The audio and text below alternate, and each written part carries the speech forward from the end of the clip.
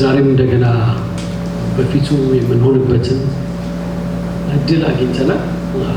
እንግዲህ ማርያም እንደምትለው ይህን መልካም ነገር መምረጥ ማንም አይወስድም ማለት ነው። ሁኔታዎች ይህን መልካም ነገር እንዲወስድባቸው እድል አትስጡ። ለሁኔታዎች፣ ለነገሮች ብዙ ነገሮች ሊሆኑ ይችላሉ፣ ደስ የሚያሰኙ ደስ የማያሰኙ ነገሮች። ነገር ግን መገኘታችን በጌታ ፊት እንደሆነ ከተረዳን እነዛ ነገሮች በእግሩ ስር ከመሆን አይበልጡም አይደለም። በእግሩ ስር ከመሆን በእግሩ ስር ከመገኘት አይበልጡምና ይህን መልካም ነገር ማንም አይወስድባችሁ፣ አይወሰድብን። አሜን። ለዛሬ የምንካፈለው የክፍል ይሄ ነው። ሁለት አዳሞች አሉ ይላል መጽሐፍ ቅዱስ። የሮሜ መልእክት ምዕራፍ 5 ቁጥር 12 ጀምሮ አነባለሁ። ስለዚህ ምክንያት ኃጢአት በአንድ ሰው ወደ ዓለም ገባ። ስለዚህ ምክንያት ኃጢአት በአንድ ሰው ወደ ዓለም ገባ፣ በኃጢአትም ሞት። እንደዚህ ሁሉ ኃጢአትን ስላደረጉ ሞት ለሰው ሁሉ ደረሰ። ሕግ እስከመጣ ድረስ ኃጢአት በዓለም ነበረና፣ ነገር ግን ሕግ በሌለበት ጊዜ ኃጢአት አይቆጠርም። ነገር ግን በአዳም መተላለፍ ምሳሌ ኃጢአትን ባልሰሩት ላይ እንኳ ከአዳም ጀምሮ እስከ ሙሴ ድረስ ሞት ነገሰ። አዳም ይመጣ ዘንድ ላለው ለእርሱ አምሳሉ ነውና። አሁን አንደኛውን አዳም አግኝተነዋል። አዳም አይደለም የሚለው የመጨረሻው ያነበብኩት ክፍል አዳም ይመጣ ዘንድ ላለው ለእርሱ ምኑ ነው? እጃችሁ ላይ ያለው መጽሐፍ ቅዱስ ምንድን ነው የሚለው? አምሳሉ ነው። ማን ነው? አዳም አይደለ? አዳም። ከዛ ደግሞ ሌላ ምንም ይላል? ከኔ ጋር ናችሁ አይደል? አዳም አለ፣ ግን ደግሞ ቀጥሎ ደግሞ ምንም ይላል? ምንም ይላል? ይመጣል አይደል? ይመጣ ዘንድ ላለው ለእርሱ ምኑ ነው? አምሳሉ ነው። አሁን ግድ የለም ያኛውን አላየ ነው የተመለከትነው፣ ወይም የመጣው ምኑ ነው ማለት ነው? አምሳሉ ነው አይደል? አሁን አምሳሉን ነው ማን ብሎ የሚጠራው? አምሳሉን ነው ማን ብሎ የጠራው? ምክንያቱም ይመጣ ዘንድ ላለው ለእርሱ ይሄኛው ምኑ ነው? አምሳሉ ነው። ስለዚህ አምሳሉ ማን ነው? የመጀመሪያው ማን? አዳም። እንግዲህ አዳምን ብቻ ነው ያየነው፣ አዳምን ብቻ ነው ያወቅነው። ምን እያለን ነው? አምሳል ነው ማን? አዳም። ምን ለሚለው? ስለዚህ ሌላ ምን አለ እያለን ነው? ሌላ ይሆናል። እሺ አዳም አትበሉት፣ ግድ የለም። ሁለተኛውን የሚመጣውን ግን ምን የሚላል? የሚመጣ አለ። አሁን በዚህ በመጣው ወይም ባወቅነው አዳም የምናየው የምንመለከተው ነገር ወይም ይሄ አዳም የሚያሳየው ነገር ሁሉ ለዛኛው ለሚመጣው ምኑ ነው? አምሳሉ ነው። ምን ማለት ነው አምሳል ማለት? አንዳንድ ሰው ልጁን አምሳሌ ነው ይላል። ምን ማለቱ ነው? አይደለም። እንዴት ነው ታዲያ አዳም ይመጣ ዘንድ ላለው ምኑ የሆነው? አምሳሉ የሆነው እንዴት ነው? ምክንያቱም በመጀመሪያው አዳም ምን አላየንም? መልካም ነገር አልተመለከትንም አይደለም። እንደውም ቁጥሩን ሲጀምረው ምንድን ነው ያለን? ቁጥር 12 ላይ ስለዚህ ምክንያት ኃጢአት በአንድ ሰው ወደ ዓለም ገባ። እንደውም ይሄ የመጀመሪያው ሰውዬ ምን የተባለለት ይመጣል ለተባለው አምሳሉ የሆነው የመጀመሪያው ሰውዬ መንገድ ሆነ። ለምን መንገድ ሆነ? ለምን? ለኃጢአት ምን ሆነ? መንገድ ሆነ። ኃጢአት የሚባለው ነገር በዚህ ሰውዬ አማካኝነት ወዴት መጣ? መጽሐፍ እንደሚል ወደ ዓለም ገባ። ሰው አዳም ተሸካሚ ሆኗል ማለት ነው። ምን ለሚባለው? ኃጢአት ይዞ መጣ። ወዴት? ወደ ዓለም። የሚገርም እኮ ነው። ግን እኮ ይህን ሰውዬ ነው ምንድን ያለን ይመጣ ዘንድ ላለው ለእርሱ ምኑ ነው? አምሳሉ ነው። ወደ የሚቀጥለውን ክፍል ትከፍተዋል። ይመጣ ዘንድ ላለው ለእርሱ ምንድን ነው? አምሳሉ ነው። እንዴት ነው አምሳሉ የተባለልን? እንዳልኩት በዚህ ሰውዬ አማካኝነት ኃጢአት በአንድ ሰው ወደ ዓለም ገባ። ይህ ደግሞ በአንዱ በዚህ ሰውዬ ምክንያት የሆነውን ነገር ደግሞ ተመልከቱ። ይሄ ሰው ምን ያህል እንግዲህ የመጀመሪያው ሰው ነው መጽሐፍ ላይ እንደምታነቡት እና መንገድ የሚሆነ ነው ለኃጢአት እና በሱ ምክንያት በኃጢአትም ሞት እንደዚህ ሁሉ ኃጢአትን ስላደረጉ ሞት ለሰው ሁሉ ደረሰ። ለሰው ሁሉ ሞት የደረሰው በአንዱ ግን እግዚአብሔር ይመስገን። ይሄን ከተረዳችሁ ይሄን ከተረዳን ምን እያለ ነው ሰውየው ወይም ጸሐፊው? ኖ ይሄኛው ምኑ ነው? አምሳሉ ነው። ሌላ ምን አለ? የሚመጣ አለ። ስለዚህ አትቸገሩ፣ አትጨነቁ ነው እኮ። ይሄኛው ሰውዬ ለኃጢአት ለሞት ምክንያት ቢሆንም ግን እሱ አይደለም ዋናው። ልጄን አምሳሌ ነው ምናምን ስል አሁን ልጄን አይደለም እኮ አይደል? ግን እኔን ምን ይላል እያልኩ ነው ይመስላል እያልኩ ነው። እና በሌላ አነጋገር ምን እያልኩ ነው?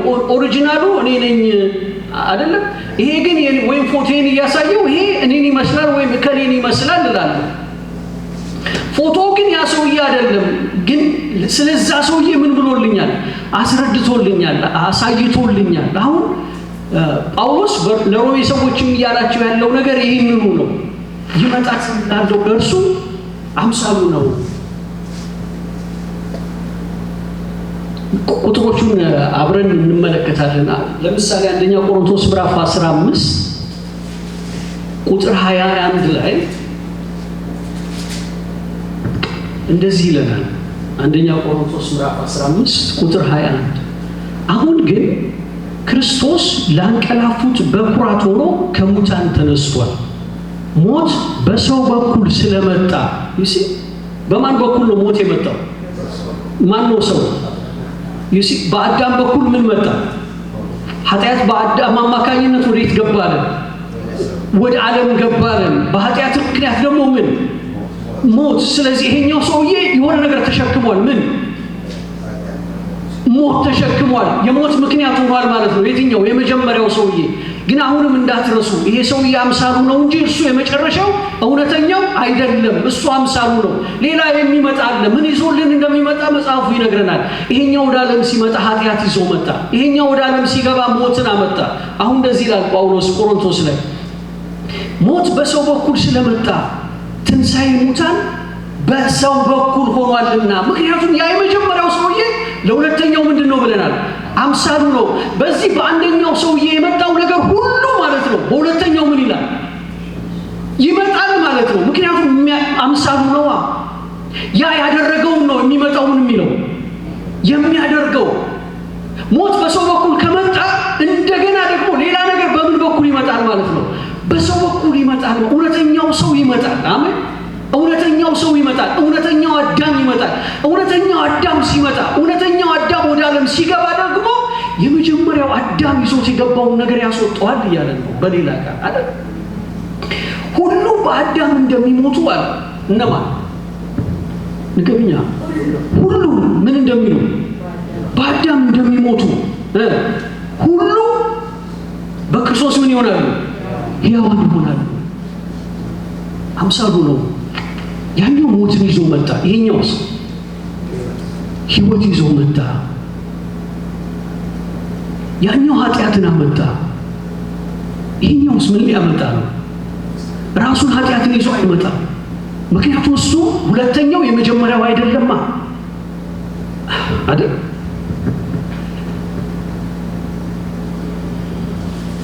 ሮሜ መልእክት ላይ ተመልሳችሁ ቁጥሮቹን ሁሉ ነው ይጻፏቸው፣ ትኩረት ሰጥተን እንድንመለከታቸው ማለት ነው። አሁን ምዕራፍ 15 ቁጥር 13 ምዕራፍ 5 ቁጥር 13 ላይ ሕግ እስከመጣ ድረስ ከሚለው ከፍ ብሎ ማለት ነው እንጂ ሁሉ ኃጢአትን ስላደረጉ ሞት ለምን ሁሉ ደረሳለን? ለሰው ሁሉ ደረሰ። ኃጢአት በአንድ ሰው አማካኝነት ወዴት ገባ? ወደ ዓለም ገባ። ከዛ ቁጥር 15 ላይ ደግሞ እንደዚህ ይላል።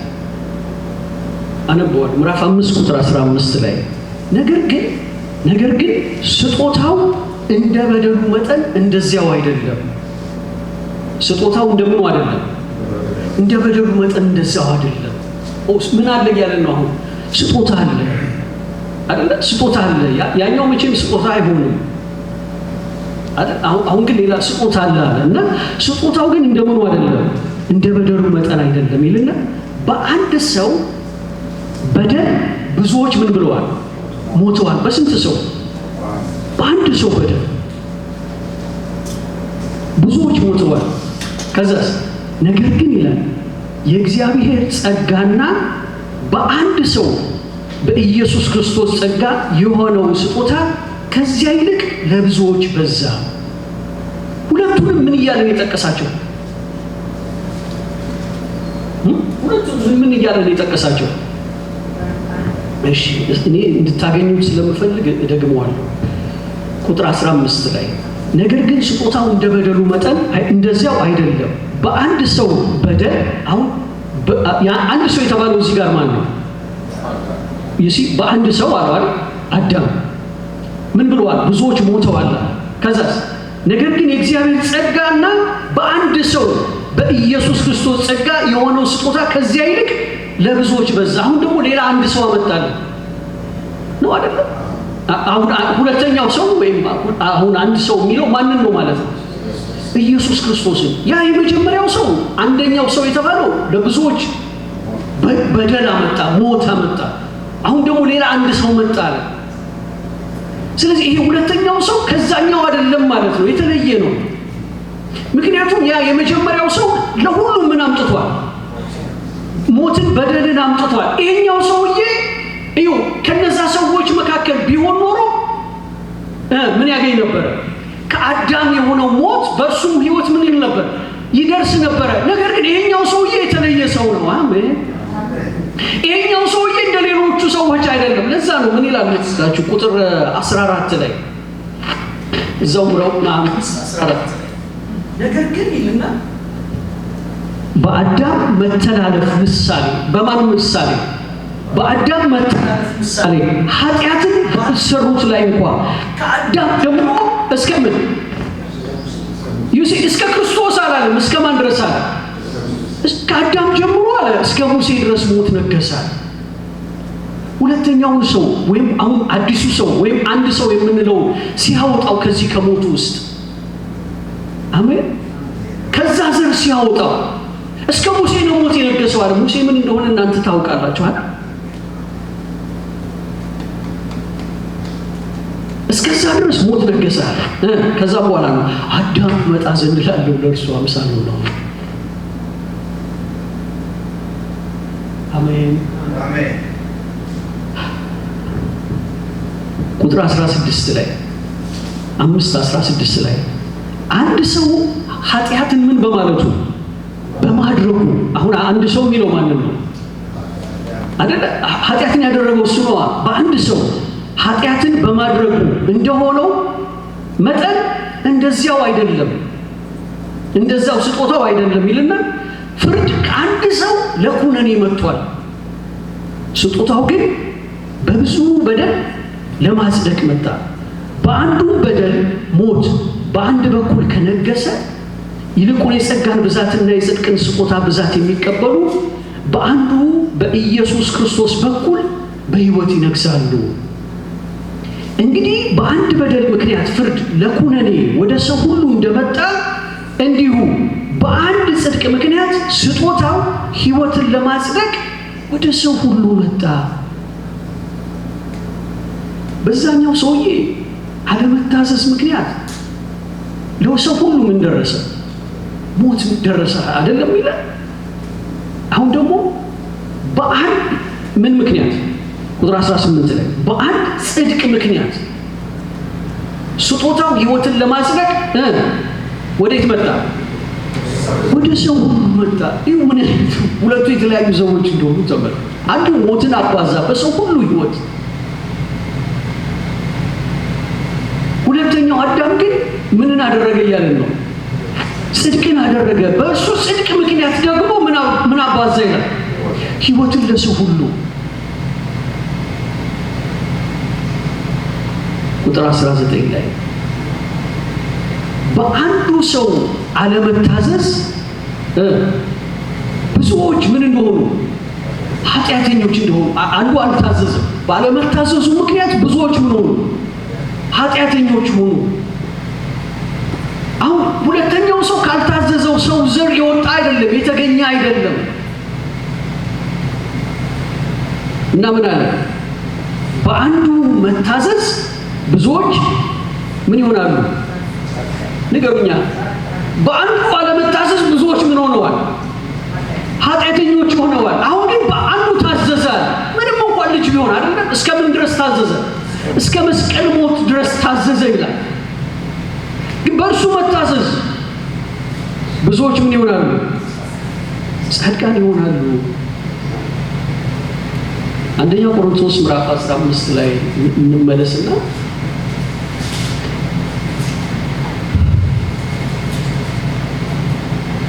አንደኛ ቆሮንቶስ ምዕራፍ 15 ቁጥር 45 ላይ ሁለቱ ሰዎች እንደዚህ ያነጻጽራቸዋል። ቁጥር 45 ላይ እንዲሁ ደግሞ ፊተኛው ሰው አዳም፣ የትኛው ሰው? ፊተኛው ሰው አዳም ምን ሆነ? ሕያው ነፍስ ሆነ ተብሎ ተጽፏል። ኋለኛው አዳም ሕይወትን የሚሰጥ መንፈስ ሆነ። ስለዚህ ሁለቱ አዳሞች ስላልኩኝ አልደነገጣችሁም ማለት አሁን ይሄው ጥቅስም አግኝቻለሁ።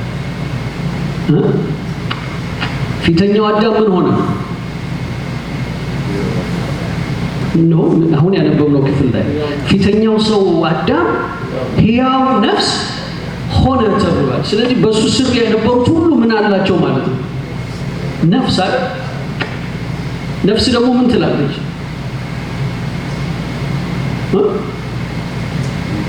ነፍሱ ወጣ ስንል ሰውየው ምን ሆነ ማለታቸው? ነፍስ ደግሞ ምን የምትል ነገር ናት? የምትወጣ ነገር ናት። ለሞት የተጠራች ነገር ናት ማለት ነው አይደል? ትወጣለች። አዳም እንደዛ ነው የሆነው። ሁለተኛው አዳምስ ያው ነፍስ አልሆነም። እሱ ምን ሆነ? እሱ ሕይወትን የሚሰጥ መንፈስ ሆነ። አይወጣም። አሜን። አይሞትም። አሜን። ምክንያቱም ምንድነው? እሱ ሕይወትን የሚሰጥ መንፈስ አይሄድም፣ አይቋረጥም። ኢየሱስ ጌታ ነው። ምክንያቱም እሱ ምን ስለሆነ? ሕይወትን የሚሰጥ መንፈስ ስለሆነ። ያኛው ሕያው ነፍስ ያለው ሆነ አይደል? ከዛ ደግሞ ይቀጥላል። አሁን ነገር ግን አስቀድሞ ፍጥረታዊው ማን ነው የቀደመው? የትኛው አዳም? ሁለቱም አዳም ናቸው ያለ ነው አይደል? ግን የትኛው ቀደመ? ስለዚህ ፍጥረታዊው አይደል? ፍጥረታዊው ምን አለ? ቀደም። የመጀመሪያው ፍጥረታዊው ነው። ምክንያቱም ይመጣ ዘንድ ላለው ለእርሱ ነው አይደል? አምሳሉ ነው ስንል የነበረው። ስለዚህ ነገር ግን አስቀድሞ ፍጥረታዊው፣ ቀጥሎ ምኑ? መንፈሳዊው ነው እንጂ መንፈሳዊው መጀመሪያ አይደለም። ፊተኛው ሰው ማን ነው? ፊተኛው ሰው አሮጌው አዳም። እሺ፣ ፊተኛው ሰው ከመሬት ምንድን ነው? ከመሬት መሬታዊ ነው። የትኛው ሰው? የመጀመሪያው ሰው መሬታዊ ነው። ምንም ብታጥቡት፣ ምንም ብታጸዱት፣ ምንም ብታረጉት እሱ ምን መሆን አይችልም? መንፈሳዊ መሆን አይችልም። ምክንያቱም ምንድን ነው? ፍጥረታዊ ነው። ምንም ብታረጉት፣ አውሮፕላን ተጠቅሞ በሰማይ ላይ ሊበር ይችላል። ምን ልታረጉት አትችሉም? ሰማያዊ ልታረጉት አትችሉም። ምክንያቱም ከፍጥረቱ ምን ስለሆነ? መሬታዊ ስለሆነ። ሁለተኛውም እንደዛው ነው የሚቀጥለው። ሁለተኛው ሰው ከየት ነው? ከሰማይ ነው። ሁለተኛው ሰው ከሰማይ ነው። ስለዚህ ከመሬት በመሆኑ ምክንያት መሬታዊ ከተባለ ከሰማይ የመጣው ደግሞ ምን ሊባል ነው ማለት ሰማያዊ ነው። አሁን ሁለቱም ሰዎች ደግሞ እንግዲህ በሰው ህይወት ሁሉ ያበዛቸውና ሁለቱ ሰዎች አሉ እያለ ነው። አሁን ሁለቱ ሰዎች አሉ። ይህን የሚለው ቁጥር 48 ላይ ነው። መሬታዊው እንደሆነ ምን እንደሆነ መሬታዊው እንደሆነ መሬታውያን የሆኑት ደግሞ እንዲሁ ናቸው። አሁን አዳም ብቻውን አይደለም ማለት ነው አይደል? ምን ቦታው አሁን አዳምን ብቻ አይደለም እዚህ የምንወግረው። መሬታዊ እንደሆነ ከሱ የሆኑት ደግሞ ምኖች ናቸው? መሬታውያን ናቸው። ከማን የሆኑ አሉ ማለት ነው? ከአዳም የሆኑ አሉ ማለት ነው አይደል? ከአዳም የሆኑ አሉ ማለት ነው። ከዛ ደግሞ ይቀጥልና ምን ይላል? ሰማያዊ እንደሆነ ሰማያውያን የሆኑት ደግሞ እንዲሁ ናቸው። አሁን በጣም ሲያቀርበው አዳምን እንደዚህ ይላል፣ የዚያን የመሬታዊውን መልክ ደግሞ እንደለበስን የሰማያዊውን መልክ ደግሞ እንለብሳለን። ለብሰናል አለ። የትኛው ነው? ከዛ በፊት ምክንያቱም የመጣለ መጀመሪያ አይደል? የመሬታዊውን መልክ እንደለበስን የሰማያዊውን መልክ ደግሞ ምን እንላለን? ግን እንዴት ነው እንደርበታለን? በመሬታዊው ላይ ሰማያዊው እንዴት ነው የሚሆነው? እንዴት ነው የሚሆነው? የመሬታዊውን መልክ እንደለበስን ደግሞ የሰማያዊውን ምን እንላለን? በፍጹም እኮ አብረው አይሄዱም ማለት ነው። መሬታዊውን ለብሰን ሰማያዊውን በመሬታዊው ላይ ብንደርብበት ሰማያዊነቱን ያጣል አይደለም?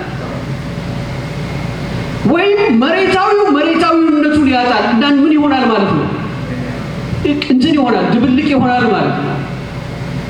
ሁለት ማሊያ ይኖረናል ማለት ነው። አንዳንዴ በመሬታው እንጫወታለን፣ ሌላ ቀን ደግሞ በሰማያዊው እንጫወት እና በየትኛው ጎል እንደምናገባ ሳይታወቅ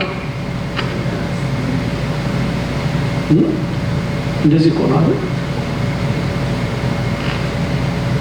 ትላንት የሆነ ነገር ሆኖ ያገኛችሁት ሰውዬ ዛሬ ደግሞ የሆነ ሌላ ነገር ደግሞ ሆኖ ታገኙታላችሁ። ትላንት የሆነ ነገር ሆኖ ያገኛችሁትን ሰውዬ ደግሞ ሌላ መልክ ለብሶ ደግሞ ተገልጦ ታገኙታላችሁ። እንዴት ነው መሬታዊው ላይ ሰማያዊውን? ኢየሱስ ኒቆዲሞስን ያለው ነገር ትዝ ይላችኋል? ነገረዋል፣ ብዙ ነገር ነገረው፣ ግን ምን ሊለው አልቻለም፣ ሊረዳው አልቻለም። ስለዚህ ኢየሱስ ምን አለ? ዮሐንስ ወንጌል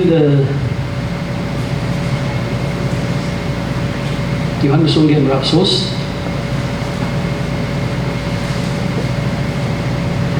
ቁጥር 31 ላይ ያለውን ላንብበው። ዮሐንስ 3:31 ከላይ የሚመጣው ከሁሉ በላይ ነው። ከየት የሚመጣው? የምድሩን እኮ አግኝተነዋል። የምድሩ ማን ነው? አዳም አይደል? የመጀመሪያው አዳም። ከምድር የሚሆነው የምድር ነው፣ የምድሩንም ይናገራል።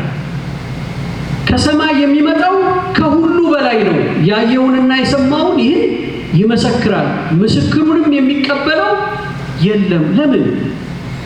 ለምንድን ነው ከሰማይ የመጣው የተናገረውን ሊቀበሉት ያልቻሉት? ምክንያቱም እነሱ ከየት ስለነበሩ? ከምድር ስለነበሩ። ስለዚህ ቋንቋቸው ምን አለ? ቋንቋቸው ሲደበላለቅ ታያላችሁ። ምን ሊሉት አልቻሉ? ይረዱት አልቻሉ። አልገባቸውም። ሲያወራም ሲያደርግም እነሱ የሚያውቁትን የሚያደርግና የሚያወራ ይመስላቸዋል። ነገር ግን እሱ ከየት ስለሆነው ነው የሚያወራው? ከላይ ስለሆነው፣ ከሰማይ ስለሆነው። አሁን ከላይ ከሰማይ የሆነውን ለመስማት፣ ከላይ ከሰማይ የሆነውን ለማድመጥ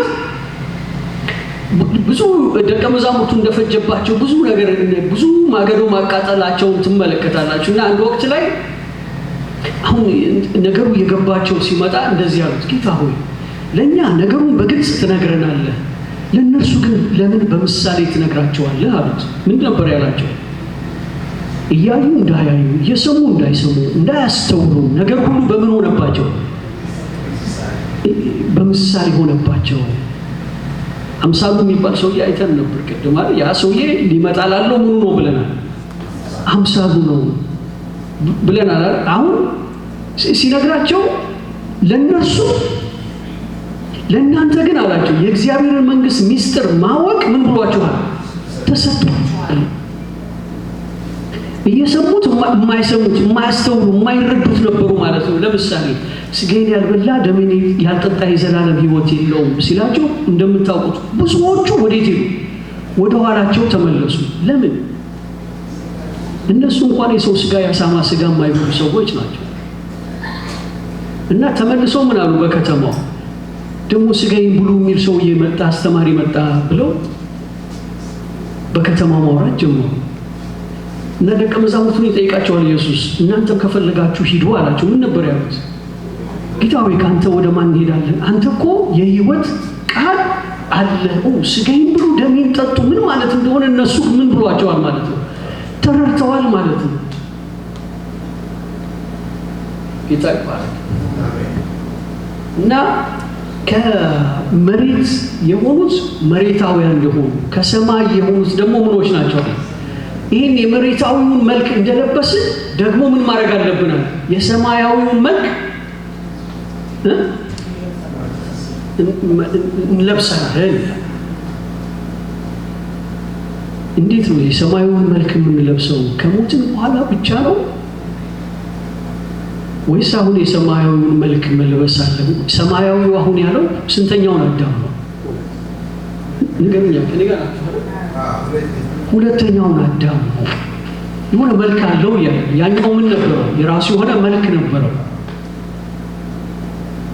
ሁለተኛውን አዳም ደግሞ ልበሱት ይለናል። ሁለተኛ ቆሮንቶስ ምዕራፍ 3 ቁጥር 18 ላይ ሁላችሁም እንደምታውቁት ሁለተኛ ቆሮንቶስ ምዕራፍ 3 ቁጥር 18 ላይ እንደዚህ ይላል።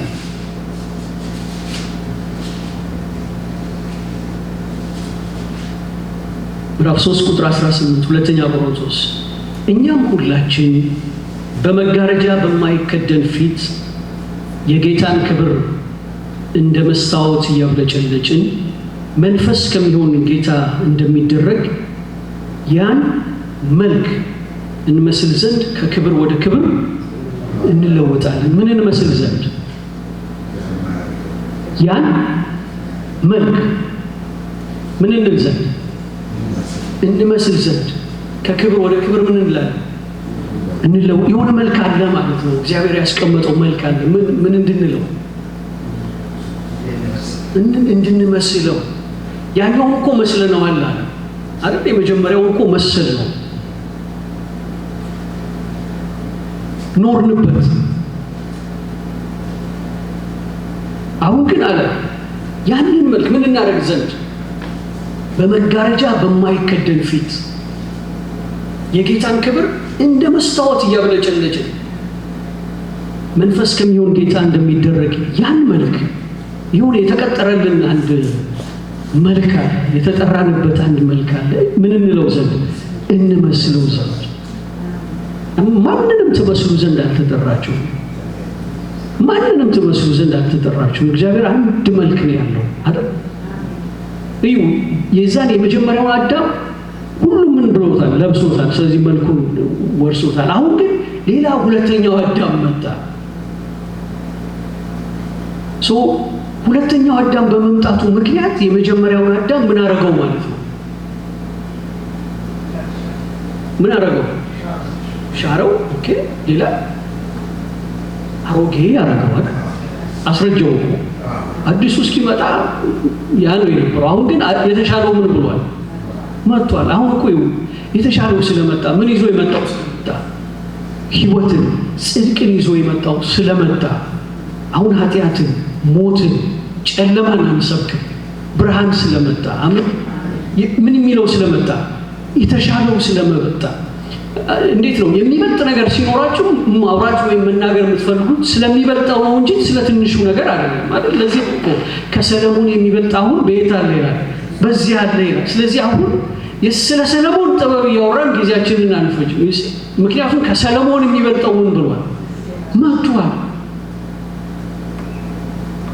ወደ ዓለም ሞትን ስላስገባው ሰውዬ ሳይሆን አሁን ወደ ዓለም ምንን ይዞ ስለመጣው እናወራለን።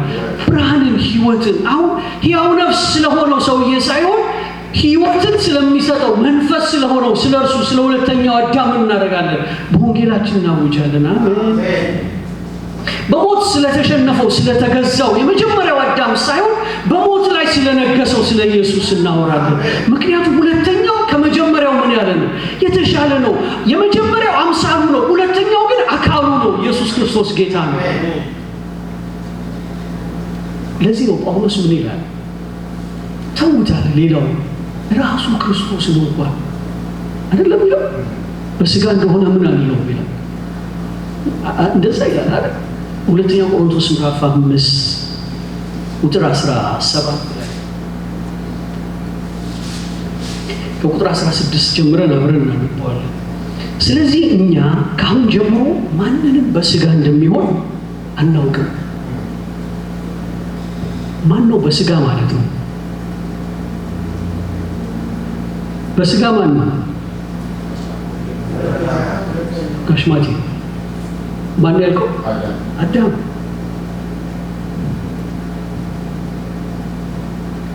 ስለዚህ እኛ ከአሁን ጀምሮ ማንንም በማን እንደሆነ አናውቅም። በአዳም እንደሆነ አናውቅም። በስጋ እንደሚሆን አናውቅም። ክርስቶስን እንኳን በስጋ እንደሆነ ያወቅነው ብንሆን እንኳን አሁን ግን ከእንግዲህ ወዲህ እንደዚህ አናውቀውም። ስለዚህ ማንም በክርስቶስ ቢሆን ምንድን ነው? ምን ማለት ነው? ምን ማለት ነው? አዲስ ፍጥረት ነው ማለት ነው።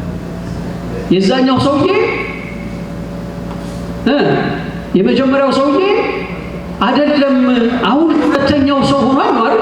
ስለዚህ አሁን ሰውን ማቀው በመጀመሪያው አዳም ሳይሆን በማን ነው? እንዴት ነው ሰው ሁለተኛው አዳም ካወቃችሁት የምትሆኑት እንዴት ነው? ምክንያቱም ሁለተኛው አዳም ምን ይዞ አልመጣም? ኩነኔን ይዞ አልመጣም። የመጀመሪያው ሰውዬ ነው ምን ያመጣው?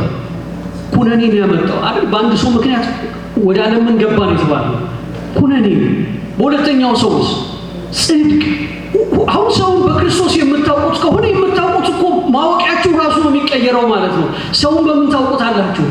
ጽድቅ በማን እንደሆነ ስለምታውቁት፣ በሁለተኛው ሰውዬ ከሱ ስለወጣ፣ ከሱ ስለተገኘ፣ ከሱ ስለፈለቀ፣ ከሱ ስለተወለደ፣ ምንጩ ምን ስለሌለበት፣ ኃጢአት ስለሌለበት፣ ምንጩ ሞት ስለሌለበት፣ ምንጩ መርገም ይዞ ስላለመጣ ሁለተኛውን ሰው የማያውቀው እሱ በምንድን ነው? በመጀመሪያው ሰውዬ ነው። በመጀመሪያው ሰውዬ ያለው ምንም ሃይማኖተኛ ቢሆን፣ ምንም የጽድቅን ስራ ቢያደርግ፣ ምንም ፈሪሃ እግዚአብሔር አለው፣ እንደዚህ ነው እንደዚህ ያደርጋል ብንለው፣ ግን ከመጀመሪያው ሰውዬ ስለሆነ ምንድን ነው ማለት ነው?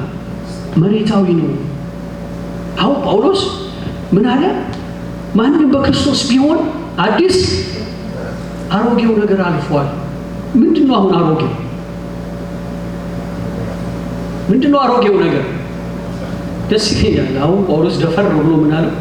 ነገር ኢየሱስ ጌታ። ምክንያቱም አሮጌው ነገር ምን ብሏል?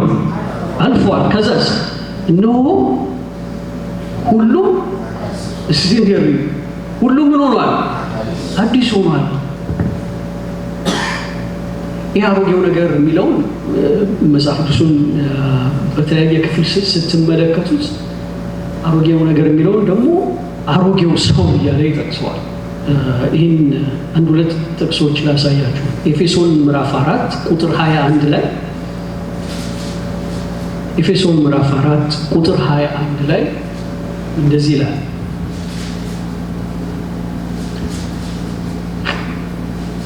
እናንተ ግን ክርስቶስን እንደዚህ አልተማራችሁም፣ በእርግጥ ሰምታችሁታልና እውነት በኢየሱስ እንዳለ በእርሱ ተምራችኋል።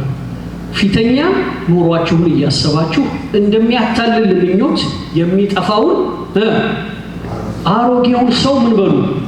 አስወግዱ። የት ነው ማለት ነው አሮጌው ሰው? አሮጌው ሰው ማለት ነው።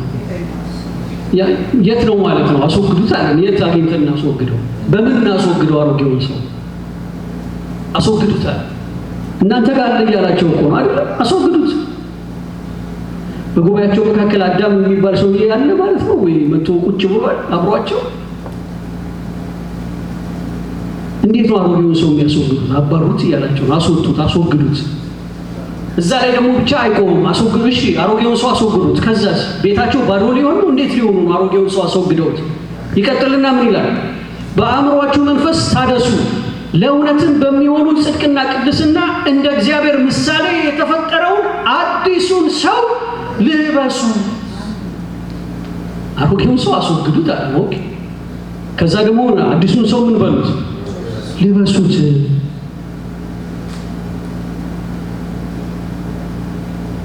እንዴት አሮጌውን ሰው እናስወግደው? እንዴት ደግሞ አዲሱን ሰው ምን እንበለው? እንልበሰው። እንግዲህ አሮጌውን ሰው አስወግዱ፣ አዲሱን ሰው ደግሞ ልበሱት። ሌላ ቦታ ላይ ደግሞ ቆላስይስ ምዕራፍ 3 ላይ ግፈፉት ይላል። ይህ እንዴት ስጋችን ጋር የተጣበቀ ነገር ነው ማለት ነው።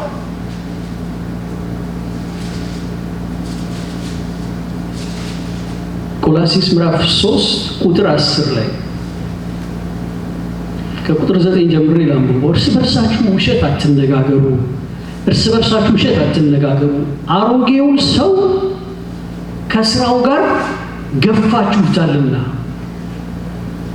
የፈጠረውን ምሳሌ እንዲመስል ዕውቀትን ለማግኘት የሚታደሰውን አዲሱን ሰው ለብሳችሁታል።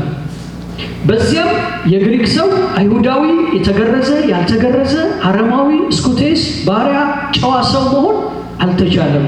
ነገር ግን ክርስቶስ ሁሉ ነው፣ በሁሉም ነው። በየትኛው ነው ያልተቻለው? እዩ። በመጀመሪያው ሰው በአሮጌው ሰው አይሁዳዊ መሆን ተችሏል፣ ግሪካዊ መሆን ተችሏል፣ እስኩቴስ መሆን ተችሏል፣ የተገረዘ ያልተገረዘ መሆን ተችሏል። በሁለተኛውስ በሁለተኛው አልተቻለም። አሜን። በሁለተኛው ሌላ የለም ማለት ነው። ምንድነው ያለው? ነገር ግን ማን ነው? ክርስቶስ ነው አይደል? ክርስቶስ ሁሉ ነው። እንደገና ምንድነው? በሁሉ ነው። አሮጌውን ሰው ከለበሳችሁት፣ አዲሱን ሰው ደግሞ ከለበሳችሁት። አሁን እኔ የሚለው ግሪካዊው አይደለም። በሁለተኛው ሰውዬ ማን የለም? ግሪካዊ የለም፣ ባሪያ የለም፣ ጨዋ የለም፣ ወንድ የለም፣ ሴት የለም። ገላትያ ያንን ይላል። ማን ነው ያለው? ሁለተኛው ሰው፣ ሁለተኛው አዳም። አሜን። እውነት ነው። በጣም ያማል። ግሪካዊነትን መተው፣ አይሁዳዊነትን መተው በጣም ያማል። ግን ደግሞ ምን አድርጉት ይላል? ግፈፉት እና ሁለተኛውን ሰው ምን ልበሱት። እንዴት ነው ሁለተኛውን የምትለብሱት አይደል? ቁጥር 10 ላይ የፈጠረውን ምሳሌ እንዲመስል ዕውቀትን ለማግኘት የሚታደሰውን አዲሱን ሰው ለብሳችሁታል። የሆነ ምን አለ አይደል? እንግዲህ እንዴት ነው ምን ለብሰው? የሆነ ዕውቀት አለ። ዕውቀትን ለማግኘት ምን የሚያደርግ ነው አይደል? የሚታደስ ነው። አዲሱን ሰው ለብሳችሁታል። ጌታ ይባረክ። እሺ እንጸልይ።